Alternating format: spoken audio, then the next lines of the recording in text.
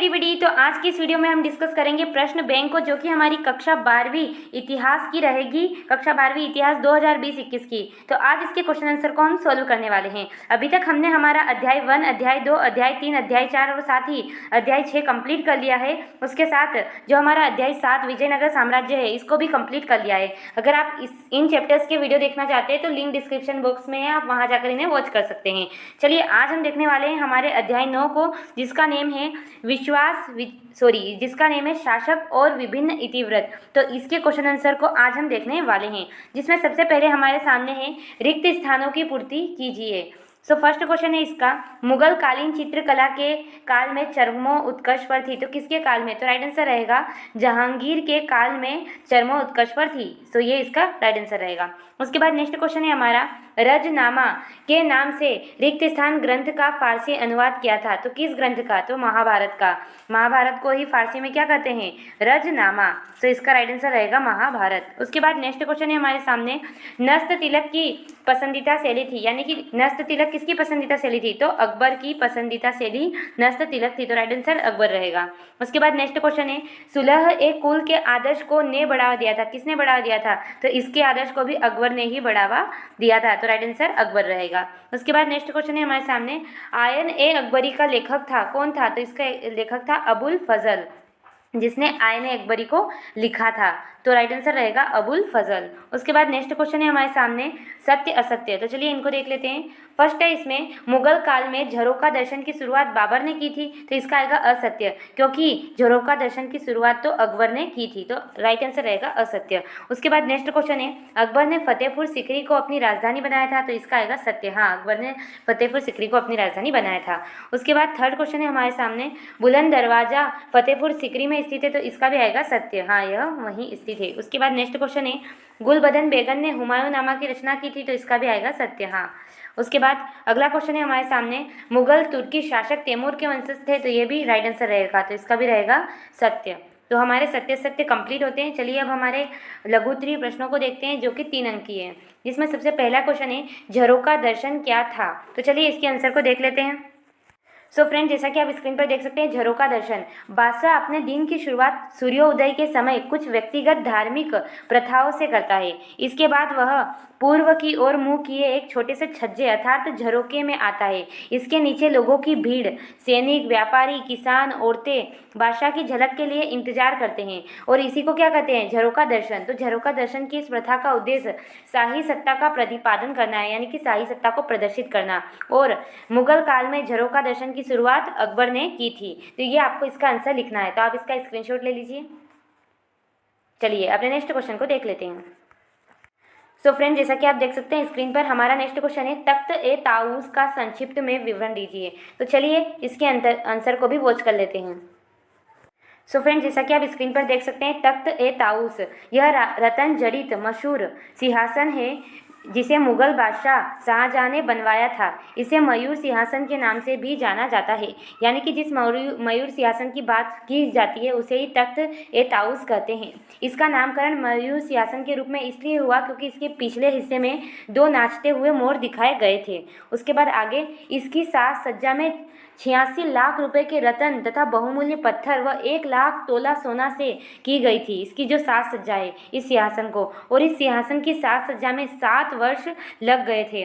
तो इस प्रकार ये बड़ा ही मशहूर सिंहासन था, और ये मयूर सिंहासन है। इसके बारे में हमें संक्षिप्त में टिप्पणी लिखनी है, तो आप इसका स्क्रीनशॉट ले लीजिए। सही में यार, ये जो मुगल थे ना, ये बड़े रईस लोग थे। चलिए अपने नेक्स्ट क्वेश्चन को देख लेते हैं। उसके बाद नेक्स्ट क्वेश्चन है हमारे सामने, न्याय की जंजीर किसने और क्यों लगवाई? और दूसरा है, राजधानी नगर से आप क्या समझते हैं? तो इन दोनों क्वेश्चंस के आंसर हम एक साथ देखेंगे। तो चलिए इसके आंसर को देख लेते हैं। जैसा कि फ्रेंड आप स्क्रीन पर देख सकते हैं, न्याय की जंजीर जहांगीर ने लगवाई थी। यह जंजीर को शुद्ध सोने से बनाया गया था। यह 30 गज लंबी तथा इसमें 7 घंटियां लगी हुई थी। जैसा कि अभी हमने उधर मयूर सिंहासन में देखा, वो भी भारी मात्रा में बहुमूल्य चीज़ों से बनाया गया था, और यहाँ पे इन्होंने जंजीर भी शुद्ध सोने से बनाए। सो काफ़ी रईस थे ये मुगल। उसके बाद इस न्याय की जंजीर को लगवाने के पीछे जहांगीर का यह उद्देश्य था कि न्याय के प्रशासन में संलग्न लोग यदि न्याय चाहने वाले के साथ मिथ्याचार का व्यवहार करे तो उत्पीड़ित व्यक्ति इस जंजीर को हिला सके और उसकी ओर ध्यान आकर्षित हो सके। यानी कि जो अभी हमारा क्वेश्चन है कि न्याय की जंजीर किसने और क्यों बनवाई, तो न्याय की जंजीर जहांगीर ने बनवाई थी, जो कि पूरी तरीके से सोने से बनी हुई थी। और दूसरी बात इसलिए बनवाई थी कि जैसे कि न्याय के लिए जो भी जहांगीर ने कर्मचारी या अधिकारी रखे हैं, अगर वो जिसकी जो न्याय चाहता है, जो व्यक्ति पीड़ित है उसके साथ अन्याय करे, तो वो पीड़ित व्यक्ति उस जंजीर को जाकर हिला दे, जिससे जो जहांगीर है उसका ध्यान उसकी ओर आकर्षित हो जाए। तो ये इसका आंसर रहेगा। सो आप इसका स्क्रीनशॉट ले लीजिए यहाँ से यहाँ तक पूरे का। और अब अपने नेक्स्ट क्वेश्चन को भी देख लेते हैं, जो कि था राजधानी नगर से आप क्या समझते हैं। तो जैसा कि आप स्क्रीन पर देख सकते हैं, मुगल साम्राज्य का हृदय स्थल जहाँ दरबार लगता था उसका राजधानी नगर था। यानी कि जो उसके जहाँ पे उनके दरबार लगते थे उसे ही राजधानी नगर कहा जाता था। 16वीं से 17वीं शताब्दी के दौरान मुगलों की राजधानियां स्थानांतरित होने लगी, यानी कि चेंजेस होने लगी। बाबर ने लोदियों की राजधानी आगरा पर अधिकार कर लिया और 1570 के दशक में अकबर ने फतेहपुर सीकरी में एक नई राजधानी बनाने का निर्णय लिया। यानी कि पहले उनकी राजधानी आगरा थी, उसके बाद फतेहपुर सीकरी को बनाया गया। राजधानी नगर से तात्पर्य मुगलों की उन राजधानियों से है जहां सभी राजकार्य संचालित होते थे। तो ये इसका आंसर रहेगा। तो आप इसका स्क्रीनशॉट ले लीजिए पूरे का। सो आई होप आपने स्क्रीनशॉट ले लिया होगा। चलिए अपने नेक्स्ट क्वेश्चन को देख लेते हैं। सो जैसा कि आप देख सकते हैं, हमारा नेक्स्ट क्वेश्चन है, मुगल दरबार में फारसी भाषा के प्रयोग पर चर्चा कीजिए। यानी कि जो मुगल दरबार था उसमें फारसी का प्रयोग क्यों किया गया, इस पर हमें एक डिस्कशन करना है। तो चलिए इसके आंसर को भी देख लेते हैं। सो जैसा कि फ्रेंड आप स्क्रीन पर देख सकते हैं, मुगल चंगताई मूल के थे, अतः तुर्की उनकी मातृभाषा थी। इनके पहले शासक बाबर ने कविताएं और अपने स्मरण इसी भाषा में लिखे, लेकिन अकबर ने सोच समझकर फारसी को दरबार की मुख्य भाषा बनाया। अब क्यों बनाया, इसका कारण देखो। फारसी भाषा को दरबारी भाषा बनाने का कारण संभवतः ईरान के साथ सांस्कृतिक और बौद्धिक संपर्कों के साथ साथ मुगल दरबार में पद पाने के इच्छुक ईरानी और मध्य एशियाई प्रवासियों ने बादशाह को इस भाषा को अपनाने के लिए प्रेरित किया और अकबरनामा फारसी भाषा में लिखा गया। यानी कि इस तरह वहाँ की भाषा दरबार की फारसी बन गई। तो आपको इसका स्क्रीनशॉट ले लेना है। तो सबसे पहले आप यहाँ से यहाँ तक का स्क्रीनशॉट ले लीजिए, उसके बाद इसका स्क्रीनशॉट ले लीजिए। सो आई होप आपने स्क्रीनशॉट ले लिया होगा। चलिए आगे बढ़ते हैं।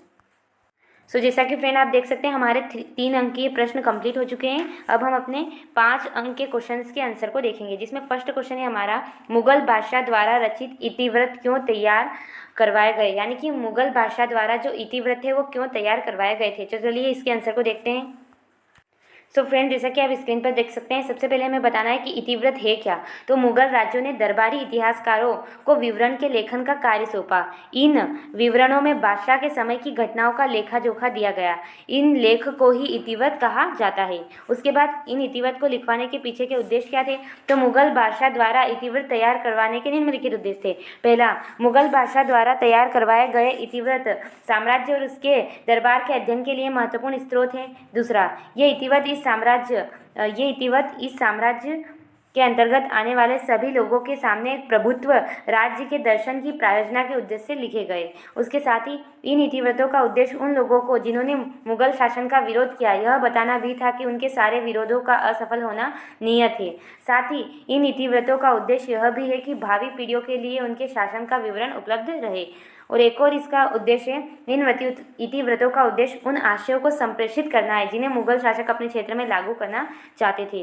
तो निष्कर्ष यही निकलता है उपयुक्त तथ्यों का कि इतिवृत्त तैयार करने के पीछे बादशाह का उद्देश्य अपने रुतबे तथा ताकत का प्रदर्शन करना, साथ ही यह बताना कि कैसे शाही विचारधाराएं रची जाती थी। ये है। तो ओवरऑल हम कह सकते हैं कि ये इतिवृत्त मुगल बादशाहों ने इसीलिए बनाए थे ताकि वो अपनी जो रुतबा है, जो अपनी ताकत है, उसे प्रदर्शित कर सके और बता सके कि हाँ, जो हमारा साम्राज्य है वो कितना विशाल है और इसमें कैसी कैसी शाही विचारधाराएं है। सो आप इसका स्क्रीनशॉट ले लीजिए। सबसे पहले आप यहाँ से यहाँ तक इन 2 पॉइंट्स का स्क्रीनशॉट ले लीजिए, उसके बाद आप इनका स्क्रीनशॉट ले लीजिए और उसके बाद इसका।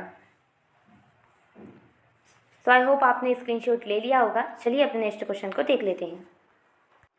जैसा कि फ्रेंड आप देख सकते हैं, हमारा नेक्स्ट क्वेश्चन है, मुगल प्रांतीय प्रशासन की मुख्य विशेषताओं को लिखते हुए यह भी स्पष्ट कीजिए कि केंद्र किस तरह प्रांतों पर नियंत्रण रखता था। यानी कि जो प्रांतीय प्रशासन था उसकी विशेषता बतानी है और जो केंद्र रहता है वो किस तरह उन छोटे छोटे प्रांतों पर नियंत्रण रखता था उसके बारे में हमें बताना है। तो चलिए इसके आंसर को देख लेते हैं।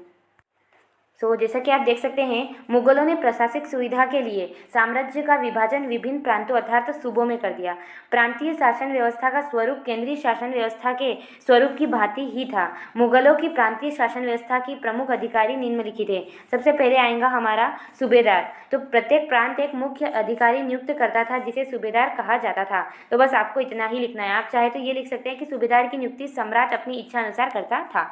उसके बाद सेकेंड पॉइंट, दीवान। तो सूबेदार के अतिरिक्त प्रत्येक प्रांत का दूसरा महत्वपूर्ण अधिकारी दीवान होता था और इसकी नियुक्ति भी सम्राट के द्वारा होती थी। आपको यहाँ तक लिखना है। उसके बाद जो थर्ड रहेगा वो रहेगा सदर। इसकी नियुक्ति भी सम्राट करता था। इस पद पर योग्य व धार्मिक विचारों वाला व्यक्ति ही नियुक्त किया जाता था। तो यहाँ तक आपको इसका आंसर लिखना है। उसके बाद फोर्थ में आपको लिखना है फौतदार। इसका कार्य भूमि कर एकत्र करके राजकोष में जमा करना, किसानों को भूमि की कर की रसीद देना और रजिस्टर से करदाताओं का विवरण लिखना होता था। उसके बाद आपको लिखना है कोतवाल। यह प्रांतीय पुलिस विभाग का प्रधान अधिकारी होता था। प्रांत में शांति व्यवस्था बनाए रखने का उत्तरदायित्व इसी अधिकारी का था। उसके बाद आपको लिखना है फौजदार। यह प्रांत की सेना का अधिकारी होता था और सैन्य शक्ति के आधार पर जनता को अनुशासित रखता था। उसके बाद आपको जो ये 9th नंबर का है इसको कट कर देना है, यानी कि इसको छोड़ देना है और डायरेक्टली आपको यहाँ पे आ जाना है और फिर लिखना है मुगल सम्राट प्रांतीय शासन व्यवस्था की कार्य कुशलता को बनाए रखने के लिए स्वयं प्रांतीय शासन में रुचि लेते थे और विभिन्न सम्राटों द्वारा समय समय प्रांतों का भ्रमण किया जाना प्रजा हित को अत्यधिक महत्व प्रदान करता, प्रांतों में कुशल गुप्तचर व्यवस्था की स्थापना करना, प्रांतों के महत्वपूर्ण अधिकारियों को समय समय पर स्थानांतरित करते रहना आदि मुगलकालीन प्रांतीय शासन व्यवस्था की कुशलता के कारण थे। निसंदेह मुगलों का प्रांतीय शासन अत्यधिक महत्वपूर्ण तथा विस्तृत था। तो इस प्रकार आपको इसका आंसर लिखना है। तो सबसे पहले आपको यहाँ से यहाँ तक का स्क्रीनशॉट ले लेना है। उसके बाद इन 2 पॉइंट्स का स्क्रीनशॉट ले लेना है और उसके बाद इन 2 पॉइंट्स का स्क्रीनशॉट लेना है जिसमें आपको ध्यान रखना है ये आपको नहीं लिखना है। और उसके बाद किस तरीके से नियंत्रण रखा जाता था तो इसके लिए इसका स्क्रीनशॉट ले लीजिए। सो आई होप आपने स्क्रीनशॉट ले लिया होगा। चलिए अपने नेक्स्ट क्वेश्चन को देख लेते हैं। जैसा कि आप स्क्रीन पर देख सकते हैं हमारा नेक्स्ट क्वेश्चन है मुगल दरबार में पांडुलिपि तैयार करने की प्रक्रिया का वर्णन कीजिए, यानी कि वहाँ पे पांडुलिपियाँ कैसे बनाई जाती है। तो चलिए इसके आंसर को भी देख लेते हैं। और हाँ बता दूँ ये मुझे IMP क्या मोस्ट IMP क्वेश्चन लग रहा है, इसलिए आप इसे अच्छे से कवर कर लेना। चलिए देखते हैं इसके आंसर को। फ्रेंड जैसा कि आप स्क्रीन पर देख सकते हैं मुगल काल में पांडुलिपि तैयार करने की प्रक्रिया। तो सबसे पहले आपको भूमिका में लिखना है पांडुलिपि अर्थात हाथ से लिखी गई रचना का मुख्य केंद्र शाही किताब खाना। यह दरअसल एक लिपि घर था, अर्थात ऐसी जगह जहाँ पर क्या हो पांडुलिपियों की रचना हो, ऐसी जगहों को कहा जाता है लिपि घर। बादशाह की पांडुलिपियों का संग्रह रखा जाता है, साथ ही उन्हें कहा जाता है। अब आपको लिखना है पांडुलिपि तैयार करने की प्रक्रिया। तो पांडुलिपि की रचना में विविध प्रकार के कार्य करने वाले बहुत लोग शामिल थे, जैसे कागज बनाने वाला, फिर पांडुलिपि के पन्ने तैयार करना, फिर सुलेखकों के पाठ की नकल तैयार करना, उसके बाद कोफ्तगर जो पृष्ठों यानी कि पन्नों को चमकाने का कार्य करते थे, उसके बाद चित्रकार पाठ से दृश्यों को चित्रित करने का कार्य करते थे, उसके बाद जिल्द साज पन्ने को इकट्ठा करना और इस प्रकार पांडुलिपि तैयार की जाती थी। इस तरह के सौंदर्य का अस्तित्व में लाकर इन पांडुलिपियों के संरक्षक मुगल बादशाह अपनी शक्ति को दर्शा रहे थे। तो इस प्रकार आपको इसका आंसर लिखना है। और हाँ मैंने यहाँ पर एक चीज़ बाद में ऐड करी है ये वाली, तो आप जब भी इसका आंसर लिखे तो साथ में इस तरीके से भी बना देना है। मैंने यहाँ पे क्या किया है कि पांडुलिपि को तैयार करने की प्रक्रिया फिर एक एक प्रक्रिया के मेन पॉइंट को यहाँ पे लिख दिया है, जिससे क्या होगा आपको फुल मार्क्स मिलने के चांसेस बढ़ जाएंगे। तो चलिए आप इसका स्क्रीनशॉट ले लीजिए सबसे पहले यहाँ से यहाँ तक। उसके बाद इसका स्क्रीनशॉट ये जो है ना मैंने बाद में बनाया इसलिए ऊपर बनाया, आप इसको इसी के बाद डायरेक्टली बनाना अपनी बुक में और उसके बाद आप यहाँ से यहाँ तक लिख लीजिए और फिर ये पांडुलिपि तैयार करने की पूरी प्रक्रिया के बाद का नीचे का हिस्सा। सो आई होप आपने स्क्रीनशॉट ले लिया होगा। चलिए अपने नेक्स्ट क्वेश्चन की तरफ आगे बढ़ते हैं। सो गाइस जैसा कि आप देख सकते हैं हमारा नेक्स्ट क्वेश्चन है मुगल साम्राज्य के शाही परिवारों में महिलाओं की स्थिति का वर्णन कीजिए। तो चलिए इसके आंसर को भी देख लेते हैं। सो फ्रेंड्स जैसा कि आप स्क्रीन पर देख सकते हैं मुगल साम्राज्य में शाही परिवार की महिलाएं, तो मुगल स्त्रियां। मुगल साम्राज्य में शाही परिवार से आने वाली स्त्रियों में बेगम और जिनका जन्म कुलीन परिवार में नहीं हुआ था उन्हें अगाह कहते हैं, इनमें अंतर रखा जाता था। राजतंत्र से जुड़े महिलाओं के पदानुक्रम में उपपत्नियां अगाचा भी शामिल थी, इनकी स्थिति सबसे निम्न थी। उसके बाद यहाँ पर आपको मिलेंगे गुलाम। तो पत्नियों के अतिरिक्त मुगल परिवार में अनेक महिला तथा पुरुष गुलाम होते थे। गुलाम हिजड़े यानी कि ख्वाजासर परिवार के अंदर और बाहर के जीवन की रक्षक, नौकर और व्यापार में दिलचस्पी व्यापार में दिलचस्पी लेते थे। तो ये यहाँ से यहाँ तक रहेगा। उसके बाद शाहजहाँ की पुत्रियों को देखिए आप। शाहजहाँ की पुत्रियाँ जहाँ आरा और रोशन आरा को ऊंचे शाही मनसबदारों के समान वार्षिक आय मिलती थी। इसके अतिरिक्त जहाँ आरा को सूरत के बंदरगाह नगर, जो कि विदेशी व्यापार का एक लाभपत्र केंद्र था, राजस्व भी प्राप्त होता था। इमारतों का निर्माण भी यहाँ की महिलाओं ने किया है। संसाधनों पर नियंत्रण में मुगल परिवार की महत्वपूर्ण स्त्रियों को इमारतों और बागों के निर्माण का अधिकार दिया जाता है। जैसे जहाँ आरा ने शाहजहाँ की नई शाहजहानाबाद, जिसे आज दिल्ली कहते हैं, कि कई वास्तुकलात्मक परियोजना में हिस्सा लिया। शाहजहाँ ने हृदय स्थल चांदनी चौक की रूपरेखा तैयार की, यानी कि जो जहाँ आरा थी उसने चांदनी चौक को बनवाने का आर्किटेक्चर, जो डिज़ाइन थी वो उसी ने बनवाई थी। उसके बाद गुलबदन बेगम, जो कि गुलबदन बेगम हुमायूं नामा के नामक पुस्तक लिखी, जिसने घरेलू दुनिया की झलक मिलती है। गुलबदन बेगम बाबर की पुत्री थी। इसे फारसी व तुर्की दोनों भाषाओं का ज्ञान था। साथ ही एक ऐसी महिला महामंगा थी जिसने अकबर की सहायिका के रूप में कार्य किया। और निष्कर्ष में आपको लिखना है, मुगल साम्राज्य में शाही परिवार की स्त्रियों की महत्वपूर्ण भूमिका थी, यानी कि ये उनकी स्थिति थी, यानी कि वो हर चीज़ में भाग लेती थी। तो यहाँ से यहाँ तक आपको स्क्रीनशॉट लेना है। उसके बाद इसका स्क्रीनशॉट ले लेना है। उसके बाद शाहजहाँ की पुत्रियों वाला पॉइंट का स्क्रीनशॉट ले लेना है। उसके बाद इसका स्क्रीनशॉट ले लेना है और फिर इसका एंड में। ओके, सो चलिए अपने नेक्स्ट क्वेश्चन को देख लेते हैं। जैसा कि आप देख सकते हैं, अब हमारा नेक्स्ट क्वेश्चन है, उदाहरण सहित मुगल इतिहासों के विशिष्ट अभिलक्षणों की संक्षिप्त में चर्चा कीजिए। तो चलिए इसके आंसर को भी देख लेते हैं। फ्रेंड, जैसा कि आप स्क्रीन पर देख पा रहे हैं, मुगल इतिहास व इतिवृत्त के निम्न विशिष्ट अभिलक्षण थे। जिसमें पहला था, मुगल इतिहास व इतिवृत्त के लेखक दरबारी थे, इसलिए इन इतिवृत्तों का केंद्र बिंदु में शासक पर केंद्रित घटनाएं, युद्ध, शासक परिवावस्था जैसे बाबर की बाबरनामा और अकबर की अकबरनामा है, जिनमें पूरा शासन के बारे में वर्णन किया गया है। दूसरी बात, मुगल दरबारी इतिहास फारसी भाषा में लिखे गए थे। साथ ही बाबर से जुड़ी रचनाएं तमिल भाषा में लिखी गई थी, क्योंकि तुर्की उनकी मातृभाषा थी। तो यहाँ पर हमने भाषा वाला भी बता दिया। उसके बाद मुगल भारत की सभी पुस्तकें पांडुलिपियों के रूप में, पांडुलिपियों की रचना केंद्र शाही किताब खाना था, यानी कि जो भी बुक लिखी गई वो पांडुलिपि के रूप में लिखी गई। साथ ही मुगल भारत के इतिवृत्त अधिकांश नस्त तिलक शैली में लिखे गए, क्योंकि ये क्या थी, अकबर की पसंदीदा शैली थी। उसके बाद पांचवा लिखना है, मुगल इतिहासकार की रचना में चित्रकारी भी शामिल थी। चित्रकारी का वर्णन अब्दुल फजल ने जादुई कला के रूप में किया है। तो इस प्रकार आपको जो भी इतिवृत्त है उनकी विशेषता बतानी थी कि वो कैसे क्या लिखे हुए हैं। सो आप इनका स्क्रीनशॉट ले लीजिए। पहले इन दोनों पॉइंट्स का स्क्रीनशॉट आप ले लीजिए। अब इन पॉइंट्स का स्क्रीनशॉट आप ले लीजिए और उसके बाद इसका। सो आई होप आपने स्क्रीनशॉट ले लिया होगा। चलिए अपने क्वेश्चन बैंक को देख लेते हैं।